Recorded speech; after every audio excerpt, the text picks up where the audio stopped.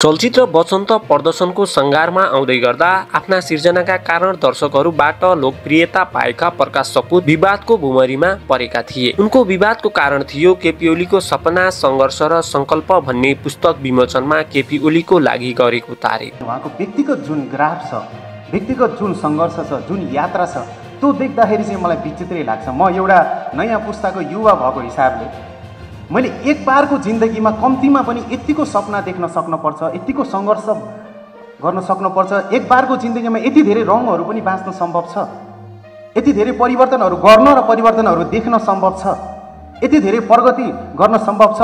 तेह्रथुमको कुनै गाउँबाट आएर सर्वोच्च निकायको नेपालको कार्यकारी प्रधानमन्त्री हुन सम्भव छ। हुन त प्रकाश सपुतले उक्त विमोचनमा राखेको धारणा केपी ओलीको राजनैतिक विषय भन्दा पनि व्यक्तिगत विषयलाई लिएर थियो। तर पनि दर्शकहरू उनको विचारसँग सहमत हुन सकेनन्, किनकि केपी ओली राष्ट्रको विशिष्ट कार्यकारी पदमा भए पनि देश र जनताका लागि केही गर्न सकेनन्। उनी आफ्नो व्यक्तिगत जीवनमा सफल भए पनि राजनैतिक जीवनमा भने असफल नेताको रूपमा साबित भए। यही कारण जनताको उनीप्रति आक्रोश छ। उनको तारिफ जनता सुन्न चाहँदैनन्। तर प्रकाश सपुतले उनको व्यक्तिगत जीवनको तारिफ गरे। त्यो तारिफ चौतर्फी आलोचना हुन पुग्यो र प्रकाश सपुत माथि दर्शक खनिए। चलचित्र वसन्तको टेलर पनि सार्वजनिक भइसकेको छ। चलचित्र प्रमोसनको काममा व्यस्त प्रकाश सपुतले पत्रकार सम्मेलनमा पत्रकारले सोधेको प्रश्नमा दर्शकहरूले जुन प्रकारको गाली गर्नुभएको छ त्यो प्रधानमन्त्री अथवा यो सरकारलाई हो। यो सबै गाली म सम्बन्धित निकायमा बुझाउन चाहन्छु भनी भनेका छन्। प्रधानमन्त्री केपी ओलीजी होस् अथवा अरू कोही पनि हुनुहुन्छ, जुन मैले गाली खाइरहेको छु यो गाली मेरो लागि होइन,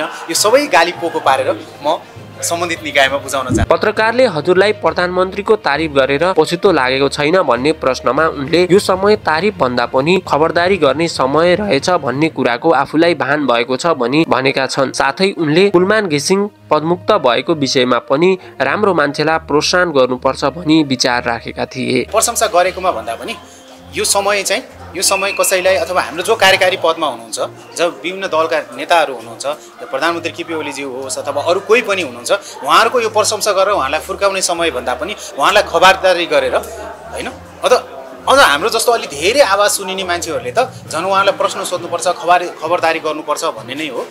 कुलमान जस्तो मान्छे जसले चाहिँ त्यो कार्यान्वयन गर्नुभयो, मानव सरकारले नै बनाएको नीति हो, सरकारले नै बनाएको विद्युतलाई चाहिँ अगाडि बढाउने भन्ने नीति हो, तर उहाँले त्यसलाई कार्यान्वयन गर्नुभयो र साँच्चीकै हामी अँध्यारो लोड सेडिङबाट गुज्रिरहेको जनताहरूको लागि उज्यालो दिनुभयो। त्यो एउटा उदाहरण त सेट गर्नुपर्ने हो र अरूलाई पनि प्रेरित गर्नुपर्ने हो कि तिमी राइट ठाउँमा बसेर राइट काम गर्यो भने चाहिँ यस्तो मान्छेहरू बन्न सकिन्छ है भन्ने खालको झन् त्यस्तो मान्छेलाई प्रोत्साहन गर्नुपर्ने ठाउँमा विभिन्न इगो साँचेर एउटा व्यक्ति त्यो राजनीतिक इगो साँचेर विभिन्न कारणले यसरी, यो त एकदमै मलाई लाग्छ म जुन पृष्ठभूमिमा हुर्केँ, म निरङ्कुश शासनबाट आफ्नो बाल्यकाल बिताउँदै आएँ, अहिले पनि त्यो निरङ्कुशताको झल्को नै आयो मलाई चाहिँ।